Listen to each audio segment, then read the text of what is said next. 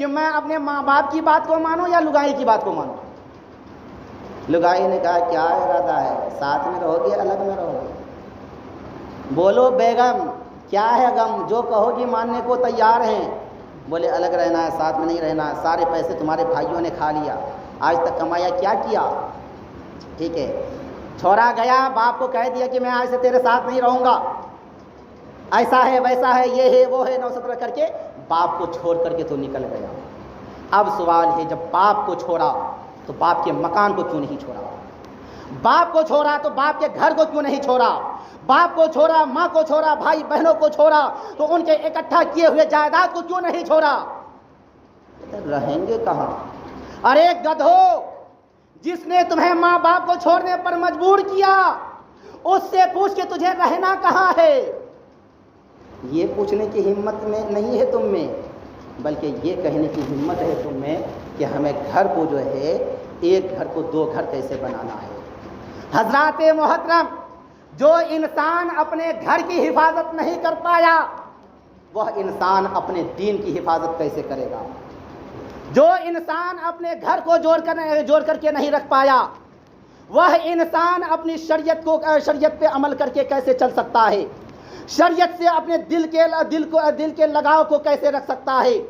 جو انسان اپنے ماں باپ، بھائی بہن، بیوی بچے کو ایک جوٹ کر کے نہیں رکھ پایا وہ انسان اپنے مساجد و مدارس کو آباد کیسے کر سکتا ہے؟ جو انسان اپنے گھر کو آباد نہ کر پایا ہو وہ انسان اپنے ادارے کو کیسے جو ہے آباد کر سکتا ہے؟ اور جب جو انسان کے جسمانی طاقت رہنے کے باوجود بھی دماغی تنازع ختم ہو جائے، دماغی طاقت ختم ہو جائے، جواب دے دے، تب وہ انسان کیا کہنے پر مجبور ہو جاتا ہے؟ مسجد میں نماز پڑھنے کے لیے دو شخص جائیں گے۔ پہلا شخص وہ ہے جس کو ہم نے امام بنا کے رکھا ہے۔ ان کو کس لیے رکھا ہے بھائی؟ تو نماز پڑھنے کے لیے، نماز پڑھانے کے لیے نہیں، کس لیے رکھا ہے؟ نماز پڑھنے کے لیے رکھا ہے، یعنی کہ نوکر بنا کر کے رکھا ہے اماموں کو۔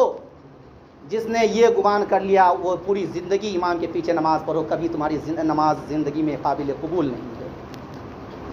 آگے چلو، دوسرے نمبر پہ کس کو رکھا ہے؟ یہ ڈوکرا جو بڈھے لوگ ہیں نا، یہ کس کام کے ہیں؟ منہ میں دانت نہیں، پیٹ میں آنت نہیں، کھیت میں کام نہیں، گھر میں رہتے ہیں تو پریشان کرتے رہتے ہیں۔ اس سے بہتر جاؤ مسجد میں اللہ اللہ تو کرو۔ لیکن جو سوال آتا ہے، یہ ڈوکرا جب جوان تھا تو یہ بچہ بیٹا جوان ہو کر یہ کہا تھا کہ بابا جاؤ نماز پڑھو؟ نہیں، پہلے کماؤ، پہلے میرے جہنم کو بھرو۔ باپ نے پوچھا بیٹا تیرا جہنم کب بھرے گا؟ کہا باپ یہ دنیا کی جہنم ہے، کماتے کماتے جو ہے نا میری نسلیں گزر جائے گی، قیامت آ جائے گی، سب کچھ ہو جائے گا، لیکن یہ جہنم بھرنے والا نہیں ہے۔